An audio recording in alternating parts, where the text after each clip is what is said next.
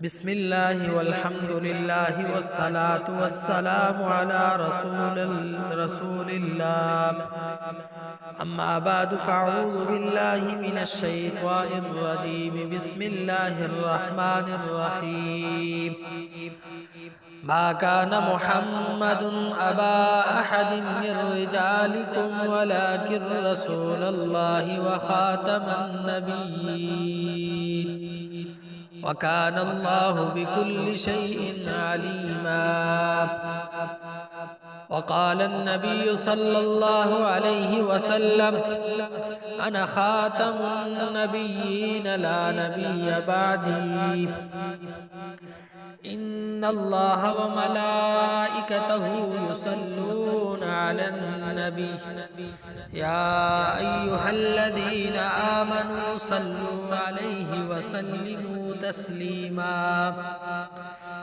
اللهم صل على محمد وعلى آل محمد كما صليت على إبراهيم وعلى آل إبراهيم إنك حميد مجيد. اللهم بارك على محمد وعلى آل محمد كما باركت على إبراهيم وعلى آل إبراهيم إنك حميد مجيد.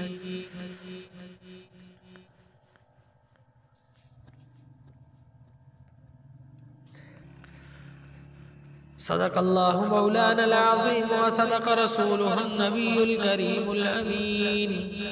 ونحن على ذلك لمن الشاهدين والشاكرين والحمد لله رب العالمين. السلام علیکم ورحمۃ اللہ وبرکاتہ. گزشتہ روز ہم نے ختم نبوت کورس کا سبق نمبر 1 بھیجا تھا. آج انشاءاللہ العزیز ختم نبوت کورس سبق نمبر 2 کا آغاز کرتے ہیں، جس کا موضوع ہے آیت خاتم النبیین کی علمی تحقیق تفسیر. آپ تمام ہی حضرات سے گزارش ہے کہ آپ اس سبق کو توجہ کے ساتھ سماعت فرمائیں اور آگے اپنے دوست احباب اور عزیز و اقربا کے ساتھ اس کو شیئر بھی کریں تاکہ ہمیں بھی فائدہ ہو اور آپ کو بھی فائدہ ہو. تو آج کا سبق نمبر 2 شروع کرتے ہیں. بسم اللہ الرحمن الرحیم. آیت خاتم النبیین کی علمی تحقیقی تفسیر. قرآن مجید میں اللہ تبارک و تعالی فرماتے ہیں: ما کان محمد ابا احد من رجالکم ولکن رسول اللہ وخاتم النبیین وکان اللہ بکل شیء علیما. سورہ احزاب آیت نمبر 40. محمد صلی اللہ علیہ وآلہ وسلم تم مردوں میں سے کسی کے باپ نہیں ہیں، لیکن وہ اللہ کے رسول ہیں اور تمام نبیوں میں سب سے آخری نبی ہیں اور اللہ ہر بات کو خوب جاننے والا ہے. آیت کا شان نزول. عرب معاشرے میں یہ قبیح رسم موجود تھی کہ وہ لے پالک بیٹے کو حقیقی بیٹا سمجھتے تھے اور اس لے پالک کو تمام احوال و احکام میں بھی حقیقی بیٹا ہی سمجھتے تھے اور مرنے کے بعد وراثت، حلت، حرمت، رشتہ ناتا وغیرہ تمام احکام میں بھی حقیقی بیٹا ہی تصور کرتے تھے. جس طرح نسبی بیٹے کے مر جانے یا طلاق دینے کے بعد باپ کے لیے حقیقی بیٹی کی بیوی سے نکاح حرام ہے، اسی طرح وہ لے پالک بیٹے کی طلاق یافتہ یا بیوہ بیوی سے نکاح کو حرام سمجھتے تھے. اس آیت میں اللہ تبارک و تعالیٰ نے ان کی قبیح رسم کو خاتمہ فرمایا. حضرت زید بن حارث رضی اللہ عنہ حضور صلی اللہ علیہ وآلہ وسلم کے غلام تھے. حضور صلی اللہ علیہ وآلہ وسلم نے انہیں آزاد کر کے اپنا بیٹا بنا لیا اور صحابہ اکرام رضوان اللہ علیہم اجمعین نے بھی ان کو زید بن حارث کے بجائے زید بن محمد کہنا شروع کر دیا تھا. حضرت زید بن حارث رضی اللہ تعالی عنہ کی اپنی بیوی حضرت زینب رضی اللہ عنہما سے ناچاتی ہو گئی اور انہوں نے حضرت زینب رضی اللہ عنہما کو طلاق دے دی. تو اللہ تعالیٰ نے حضور صلی اللہ علیہ وآلہ وسلم کو حکم فرمایا کہ آپ حضرت زینب رضی اللہ تعالی عنہ سے نکاح فرما لیں تاکہ اس قبیح رسم کا مکمل طور پر خاتمہ ہو جائے. تو جب حضور صلی اللہ علیہ وآلہ وسلم نے حضرت زینب رضی اللہ عنہ سے نکاح فرما لیا تو مشرکین نے اعتراض شروع کر دیا کہ آپ نے اپنے بیٹی کی بیوی سے نکاح کر لیا ہے. چنانچہ جواب میں اللہ تبارک و تعالی نے یہ آیت نازل فرمائی، اس ایک فقرے میں ان تمام اعتراضات کی جڑ کاٹ دی گئی جو مخالفین نبی صلی اللہ علیہ وآلہ وسلم کے اس نکاح پر کر رہے تھے۔ ان کا اولین اعتراض یہ تھا کہ آپ صلی اللہ علیہ وآلہ وسلم نے اپنی بہو سے نکاح کیا ہے، حالانکہ آپ صلی اللہ علیہ وآلہ وسلم کی اپنی شریعت میں بھی بیٹی کی منقوحہ باپ پر حرام ہے۔ اس کے جواب میں فرمایا گیا کہ محمد صلی اللہ علیہ وآلہ وسلم تمہارے مردوں میں سے کسی کے باپ نہیں ہے، یعنی جس شخص کی مطلقہ سے نکاح کیا گیا ہے وہ بیٹا تھا، کب اس کی مطلقہ سے نکاح حرام ہوتا ہے؟ تم لوگ تو خود جانتے ہو کہ محمد صلی اللہ علیہ وآلہ وسلم کا سرے سے کوئی بیٹا ہے ہی نہیں۔ ان کا دوسرا اعتراض یہ تھا کہ اچھا اگر وہ بولا بیٹا حقیقی بیٹا نہیں ہے تب بھی اس کی چھوڑی ہوئی عورت سے نکاح کر لینا زیادہ سے زیادہ بس جائز ہی ہو سکتا ہے، آخر اس کا کرنا کیا ضرور تھا؟ اس کے جواب میں فرمایا گیا مگر وہ اللہ کے رسول ہیں، یعنی رسول اللہ صلی اللہ علیہ وسلم اور رسول ہونے کی حیثیت سے ان پر یہ فرض عائد ہوتا ہے کہ جس حلال چیز کو تمہاری رسموں نے حرام کر رکھا ہے اس کے بارے میں تمام تعصبات کا خاتمہ کر دیں اور اس کی حلت کے معاملے میں کسی شک و شبہ کی گنجائش باقی نہ رہے۔ پھر مزید تاکید کے لیے فرمایا وہ خاتم النبیین ہے، یعنی ان کے بعد کوئی رسول درکنار کوئی نبی تک آنے والا نہیں ہے۔ اگر قانون اور معاشرے کی کوئی اصلاح ان کے زمانے میں نافذ ہونے سے رہ جائے تو بعد کا آنے والا نبی یہ کسر پوری کر دے، لہٰذا یہ اور بھی ضروری ہو گیا تھا کہ اس رسم جاہلیت کا خاتمہ وہ خود ہی کر کے جائیں گے۔ اس کے بعد مزید زور دیتے ہوئے فرمایا گیا کہ اللہ ہر چیز کا علم رکھنے والا ہے، یعنی اللہ کو معلوم ہے کہ اس وقت محمد صلی اللہ علیہ وآلہ وسلم کے ہاتھوں اس رسم جاہلیت کو ختم کرا دینا کیوں ضروری تھا، اور ایسا نہ کرنے میں یہ کیا قباحت تھی۔ وہ جانتا ہے کہ اب اس کی طرف سے کوئی نبی آنے والا نہیں، لہٰذا اگر اپنے آخری نبی کے ذریعے سے اس نے رسم کا خاتمہ اب نہ کرایا تو پھر کوئی دوسری ہستی دنیا میں ایسی نہ ہوگی جس کے توڑنے سے یہ تمام دنیا کے مسلمانوں میں ہمیشہ کے لیے ٹوٹ جائے۔ بعد کے مسلحین اگر اسے توڑیں گے تو بھی ان میں سے کسی کا فعل بھی اپنے پیچھے ایسا دائمی اور عالمگیر اقتدار نہ رکھے گا، ہر ملک ہر زمانے میں لوگ اس کا اتباع کرنے لگیں گے، اور ان میں سے کسی کی شخصیت بھی اپنے انداز اس تقدس کی حامل نہ ہوگی، کسی فعل کا ماض اس کی سنت ہونا ہی لوگوں کے دلوں سے کراہیت کا ہر تصور قلع کما کر دے۔ آیت خاتم النبیین کا تفسیر القرآن بالقرآن۔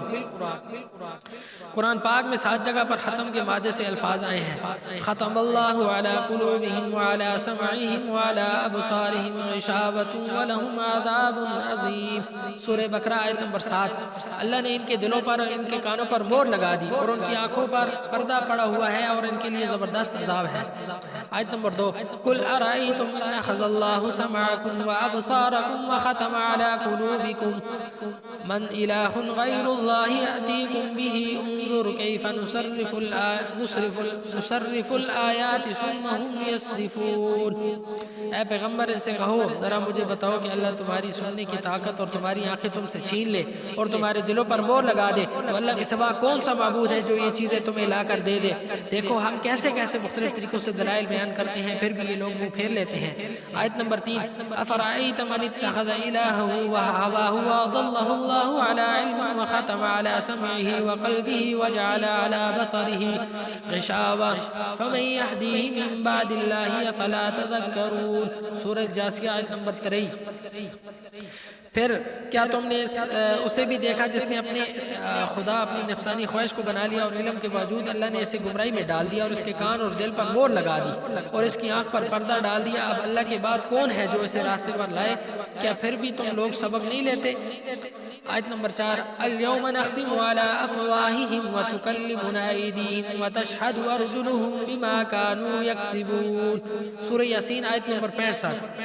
آج کے دن ہم ان کے منہ پر مہر لگا دیں گے اور ان کے ہاتھ ہم سے بات کریں گے اور ان کے پاؤں گواہی دیں گے کہ وہ کیا کمائی کیا کرتے تھے۔ آیت نمبر 5۔ ام یقولون افترى علی اللہ الکذب فإن یشاء اللہ یختم علی قلبک ویمحو اللہ الباطل ویحق الحق بکلماتہ انہ علیم بذات الصدور۔ سورہ شورى آیت نمبر 24۔ بھلا کیا یہ لوگ یوں کہتے ہیں کہ اس شخص نے یہ کلام خود گھڑ کر جھوٹ موٹ اللہ کے ذمہ لگا دیا ہے، حالانکہ اگر اللہ چاہے تو تمہارے دل پر مہر لگا دے، اور اللہ تو باطل کو مٹاتا ہے اور حق کو اپنے کلمات کے ذریعے ثابت کرتا ہے، یقیناً وہ سینوں میں چھپی ہوئی باتوں تک جانتا ہے۔ آیت نمبر 6۔ یسقون من رحیق مختوم، سورہ مطففین آیت نمبر 25۔ انہیں ایسی خالص شراب پلائی جائے گی جس پر مور لگی ہوئی ہوگی۔ آیت نمبر 7، ختامہ مسک وفی ذلک فلیتنافس المتنافسون، سورہ مطففین آیت نمبر 26۔ اس کی مور بھی مشک ہی مشک ہوگی، اور یہی وہ چیز ہے جس پر لچانے والوں کو بڑھ چڑھ کر لچانا چاہیے۔ ان 7 جگہ پر معنی میں قدر مشترک یہ ہے کہ اس کا معنی یہ کیا جاتا ہے کہ اس چیز کو اس طرح بند کرنا کہ اندر والی چیز باہر نہ جا سکے اور باہر والی اندر نہ جا سکے۔ مثلا ختم اللہ علی قلوبہم، اس کا مطلب یہ ہے کہ کفار کے دلوں پر اللہ نے مہر لگا دی ہے، اب ایمان ان کے دل میں داخل نہیں ہو سکتا اور کفر ان کے دل سے باہر نہیں جا سکتا۔ اسی طرح ہماری زیر بحث آیت میں بھی خاتم النبیین کا مطلب یہ ہے کہ دائرہ نبوت میں جتنے نبی آنے والے تھے وہ آ چکے ہیں، اب دائرہ نبوت میں نیا نبی نہیں آ سکتا۔ اسی طرح دائرہ نبوت سے کوئی نبی باہر نہیں جا سکتا۔ تفسیر القرآن بالقرآن کا خلاصہ یہ ہے کہ حضور صلی اللہ علیہ وآلہ وسلم کے آنے سے نبیوں کی تعداد پوری ہو چکی ہے، اب تا قیامت نیا نبی نہیں آ سکتا۔ تفسیر خاتم النبیین بالحدیث، حضور صلی اللہ علیہ وآلہ وسلم نے فرمایا وَإِنَّهُ سَيَقُونُ فِي أُمَّتِي كَذَّابُونَ 30 كُلُّهُمْ يَزْعُمُ أَنَّهُ نَبِيٌّ وَأَنَا خَاتَمُ النَّبِيِّينَ لَا نَبِيَّ بَعْدِي، ترمذی شریف حدیث نمبر 2219۔ حضور صلی اللہ علیہ وسلم نے فرمایا میرے بعد میری امت میں 30 جھوٹے پیدا ہوں گے، ان میں سے ہر ایک کہے گا کہ میں نبی ہوں لیکن میں آخری نبی ہوں، میرے بعد کوئی نبی نہیں ہے۔ اس کے علاوہ ایک اور روایت میں فرمایا عن انس بن مالک قال قال رسول اللہ صلی اللہ علیہ وآلہ وسلم ان الرسالة والنبوة قد انقطعت فلا رسول بعدی ولا نبی، ترمذی شریف حدیث نمبر 2272۔ بے شک رسالت اور نبوت مجھ پر منقطع ہو چکی ہے، اب میرے بعد نہ کوئی نبی ہے نہ کوئی رسول ہے۔ ان روایت سے پتہ چلا کہ حضور صلی اللہ علیہ وآلہ وسلم نے خود ہی خاتم النبیین کی تشریح فرما دی کہ میرے اوپر رسالت اور نبوت منقطع ہو چکی ہے اور میرے بعد نہ کوئی نیا نبی آئے گا اور نہ کوئی نیا رسول آئے گا، یعنی نبیوں کی تعداد حضور صلی اللہ علیہ وآلہ وسلم کے آنے سے مکمل ہو چکی ہے۔ خاتم النبیین کی صحابہ کرام رضی اللہ تعالیٰ عنہ سے تفسیر، حضرت قتادہ رضی اللہ تعالیٰ عنہ فرماتے ہیں عن قتادہ رضی اللہ عنہ ولكن الرسول وخاتم النبیین ای آخرہم، در منصور جلد نمبر 5 صفحہ 204۔ حضرت قتادہ رضی اللہ تعالیٰ عنہ سے روایت ہے کہ رسول اللہ صلی اللہ علیہ وسلم کے رسول اور خاتم النبیین ہیں کیونکہ آپ صلی اللہ علیہ وسلم آخر میں تشریف لائے۔ حضرت حسن رضی اللہ تعالیٰ عنہ فرماتے ہیں عن الحسن فی قولہ وخاتم النبیین قال ختم اللہ النبیین بمحمد وکان آخر من بعث۔ حضرت حسن رضی اللہ تعالیٰ عنہ سے خاتم النبیین صلی اللہ علیہ وسلم کی ایک تفسیر نقل کی گئی ہے کہ اللہ تعالیٰ نے تمام انبیاء کرام علیہ السلام کو محمد صلی اللہ علیہ وسلم پر ختم کر دیا ہے، اور آپ صلی اللہ علیہ وآلہ وسلم نبیوں میں سے آخری نبی ہیں جو اللہ کی طرف سے مبعوث ہوئے۔ صحابہ اکرام رضوان اللہ تعالی علیہم اجمعین کی خاتم النبیین کی تفسیر سے بھی پتہ چلا کہ نبیوں کی تعداد حضور صلی اللہ علیہ وآلہ وسلم کے آنے سے پوری ہو چکی ہے، اب تا قیامت کوئی نیا نبی یا رسول نہیں آئے گا۔ خاتم النبیین اور اصحاب لغت، آئیے اب لغت سے خاتم النبیین کے معنی متعین کرتے ہیں۔ امام راغب اصفہانی کی لغات القرآن کی کتاب مفردات القرآن کی تعریف امام سیوطی رحمہ اللہ نے کی ہے، اور امام سیوطی رحمہ اللہ قادیانیوں کے نزدیک بھی مجدد ہے، لہٰذا یہ کتاب قادیانیوں کے نزدیک بھی معتبر ہے۔ امام راغب لکھتے ہیں وخاتم النبیین لا نہو ختم النبوت ایہو تممہا بمجیہ، مفردات راغب صفحہ 142۔ حضرت صلی اللہ علیہ وسلم کو خاتم النبیین اس لیے کہا جاتا ہے کہ آپ صلی اللہ علیہ وسلم نے نبوت کو ختم کر دیا، یعنی آپ صلی اللہ علیہ وسلم نے تشریف لا کر نبوت کو تمام فرما دیا۔ لسان العرب عربی لغت کی مشہور معروف کتاب ہے، یہ کتاب عرب و عجم میں مستند سمجھی جاتی ہے۔ اس میں خاتم النبیین کے بارے میں یوں لکھا گیا خاتمہم و خاتمہم آخرہم عن الحیان و محمد صلی اللہ علیہ وآلہ وسلم خاتم الانبیاء علیہ وعلیہم الصلاة والسلام۔ خاتم القوم زیر کے ساتھ اور خاتم القوم زبر کے ساتھ، اس کے معنی آخر القوم ہیں، اور انہیں معنی پر لحیانی سے نقل کیا جاتا ہے۔ محمد صلی اللہ علیہ وسلم خاتم الانبیاء ہے، یعنی آخری نبی ہے، تو صرف لغت کی 2 کتابوں کا حوالہ دیا گیا، جبکہ لغت کی تقریباً تمام کتابوں میں خاتم النبیین کا یہی مفہوم بیان کیا گیا ہے۔ لیجئے لغت سے بھی خاتم النبیین کا یہی مطلب ثابت ہوا کہ حضور صلی اللہ علیہ وسلم آنے سے نبیوں کی تعداد مکمل ہوگی، اب تا قیامت کوئی نیا نبی یا رسول نہیں آئے گا۔ خاتم النبیین کا ترجمہ اور قادیانی جماعت۔ معزز قارئین، ہم نے آیت خاتم النبیین پر علمی تحقیقی گفتگو سے ثابت کیا کہ خاتم النبیین کا مطلب یہ ہے کہ حضور صلی اللہ علیہ وسلم کے آنے سے نبیوں کی تعداد مکمل ہو چکی ہے، اب تا قیامت کوئی نیا نبی یا رسول نہیں آئے گا۔ اب ہم قادیانی جماعت کے آیت کا ترجمہ اور مفہوم کا جائزہ لیتے ہیں۔ آپ کو بتاتے ہیں کہ قادیانیوں کا ترجمہ کیوں غلط ہے۔ مرزا قادیانی نے لکھا خاتم النبیین کا مطلب یہ ہے کہ حضور صلی اللہ علیہ وآلہ وسلم کی کامل اتباع سے نبی نہیں بنیں گے۔ روحانی خزائن جلد نمبر 2 جلد 22 صفحہ 100۔ قادیانیوں کے خاتم النبیین کے کیے گئے ترجمے کے غلط ہونے کی بہت سی وجوہات ہیں، ملاحظہ فرمائیں۔ وجہ نمبر 1، مرزا قادیانی نے لکھا مجھے نبوت تو ماں کے پیٹ ہی میں ملی تھی۔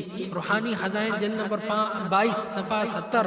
ایک طرف تو قادیانی کہتے ہیں کہ نبوت حضور صلی اللہ علیہ وآلہ وسلم کی اتباع سے ملتی ہے، جبکہ یہاں تو مرزا قادیانی لانتی نے لکھا ہے کہ مجھے نبوت ماں کے پیٹ میں ہی ملی تھی۔ اب قاریئین خود فیصلہ کریں کہ مرزا قادیانی لانتی کی کون سی بات درست ہے۔ وجہ نمبر 2، مرزا قادیانی لانتی نے خود خاتم النبیین کا ایک جگہ ترجمہ لکھا ہے، ختم کرنے والا ہے سب نبیوں کا۔ روحانی خزائن جلد نمبر 3 صفحہ 431۔ اگر یہ ترجمہ غلط ہے تو مرزا قادیانی لانتی نے یہ ترجمہ کیوں لکھا؟ وجہ نمبر 3، مرزا قادیانی نے لکھا میرے بعد پیدا ہونے کے بعد میرے والدین گھر میں کوئی اور لڑکا یا لڑکی نہیں ہوئی، گویا میں اپنے والدین کے لیے خاتم الاول تھا۔ روحانی خزائن جلد نمبر 15 صفحہ 479۔ اگر خاتم النبیین کا مطلب یہ ہے کہ حضور صلی اللہ علیہ وسلم کی مور سے نبی بنتے ہیں تو خاتم الاولا کا بھی یہی خاتم الاولا کا بھی یہی مطلب ہونا چاہیے کہ مرزا قادیانی لانتی کی مور سے مرزا قادیانی کے والدین کے گھر میں بھی اولاد پیدا ہوگی۔ کیا قادیانی یہ معنی خاتم الاولاد کا کریں گے؟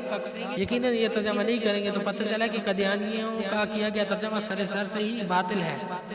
وجہ نمبر 4، ایک طرف قادیانی کہتے ہیں کہ حضور صلی اللہ علیہ وسلم کی مور سے ایک سے زائد نبی بنیں گے، جبکہ دوسری طرف مرزا قادیانی لانتی اور قادیانی جماعت کا موقف ہے کہ صرف مرزا قادیانی کو ہی حضور صلی اللہ علیہ وسلم کا کامل اتباع سے نبوت ملی ہے۔ روحانی خزائن جلد نمبر 22 صفحہ نمبر 406۔